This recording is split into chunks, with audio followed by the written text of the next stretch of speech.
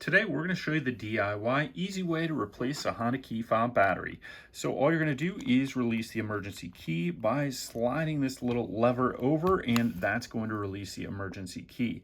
Now you can see there's a little slot right there, and what we're going to do is we're going to take our key and we're going to position it between that slot, and then we're going to pry open the key fob. There we go. That pries open the key fob, and now we've got access to the key fob right here. I like to go in from the top, and you can see there's a little bit smaller edge right here on the key. We're going to insert that edge underneath the battery right there at the top of the keyway, and then we just press in. This requires a CR2032 replacement battery. We've got links to those in the description below, so please click on those if you want to support us.